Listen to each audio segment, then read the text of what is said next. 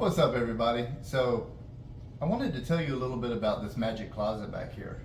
So when the previous occupant was leaving, she was still getting stuff out of the house after closing. Like she was really pressed and stressed, I guess you'd say, to get out. And I wasn't gonna tell her, no, you can't have your stuff. But she did leave some things behind, and she would ask me, is it okay if I leave this? Would you like this? That sort of thing. I was like, well, yeah, I mean, anything that'll help with the household. Well, this closet back here is kind of like has some stuff in it, and we've had to do some projects around here, obviously. But I've noticed that every time I need a tool for something to work on around here, it's in this closet.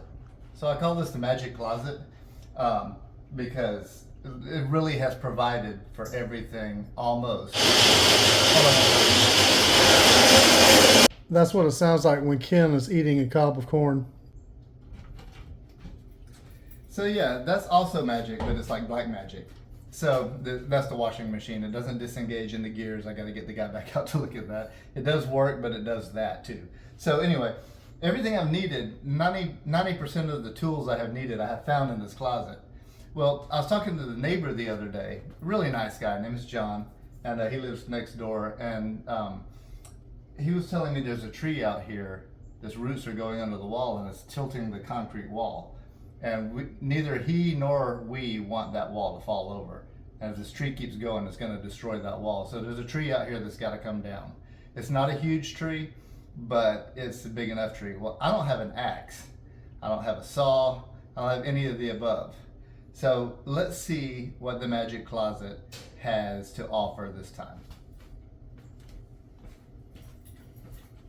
And it's truly magic because you've got to like solve riddles to get into it.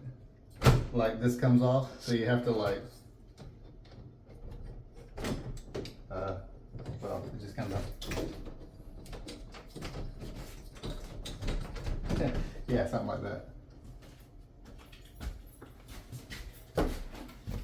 Well, what do you know?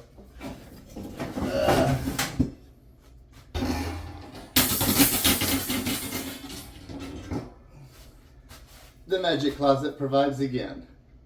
Now, I have to be completely honest. I found this in here. It was in here, but I saw it before I made this video, just so I don't look like a liar. But so the magic closet provided a saw. The nice little sharp teeth on there too. So we're gonna go out here and see. I've not really chopped down a tree before.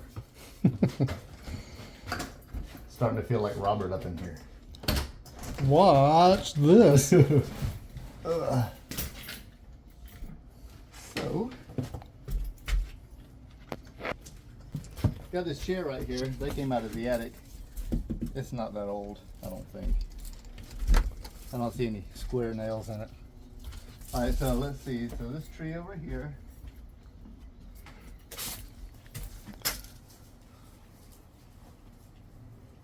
I don't think it's a particularly nice tree, but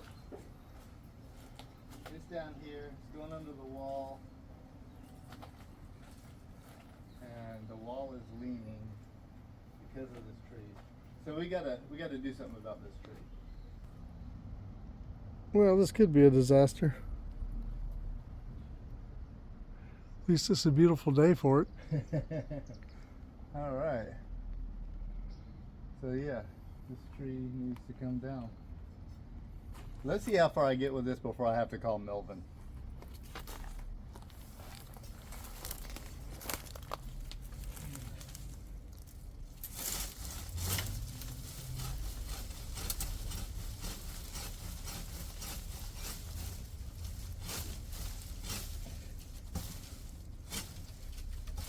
Okay, so I think I'm gonna have to do it from this side, but I may have to take out some other pieces first.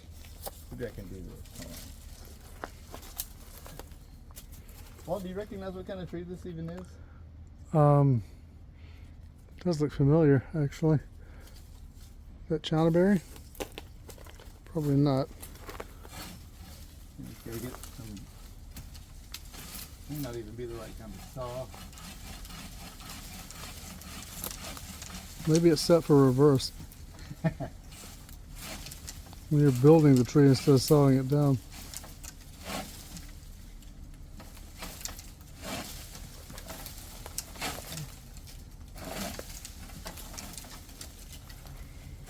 This is why I'm not a lumberjack. If Mo were here, he'd call you a knucklehead. You might be right.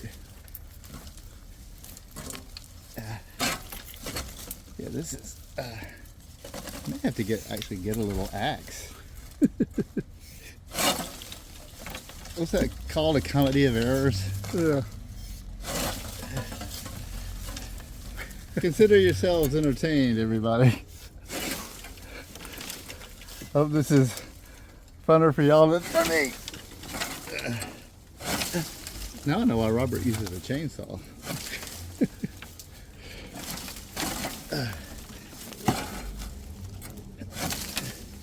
I pictured it being smoother than this. You thought what?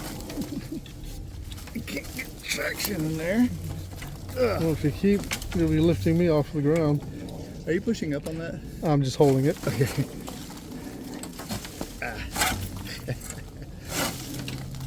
If I do a better job at building the caddy out. Walt was in the corner holding his own.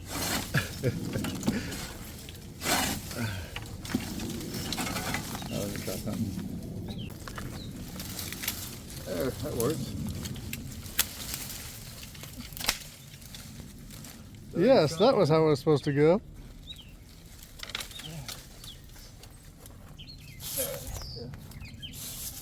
Could it be this is a fake tree?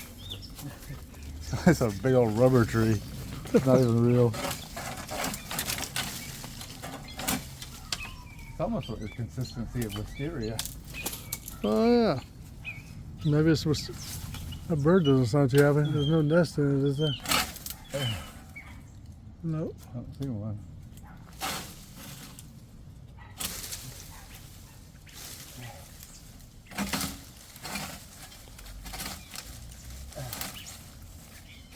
Okay, so now you know.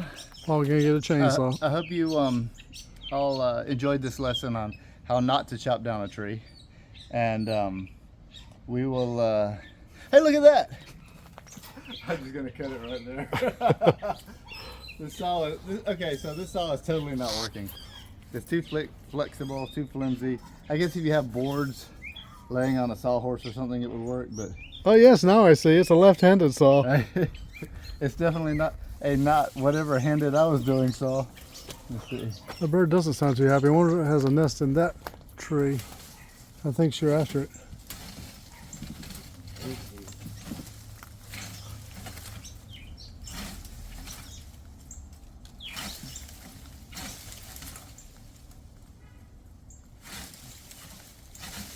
Like the teeth cut in real good. It's just the blade is not steady enough.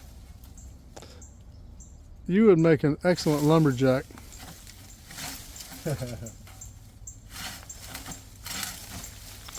See this tree in 1910? Brian is starting to cut down. Here it is, 1975, and he's not even an inch through it. Yeah, there's going to be an axe involved, everybody. So we'll revisit this in the near future because I got to do something about it before it does actual damage to this wall. We don't want it falling over on this guy's shed. And it is leaning. So yeah, it's got to be taken care of.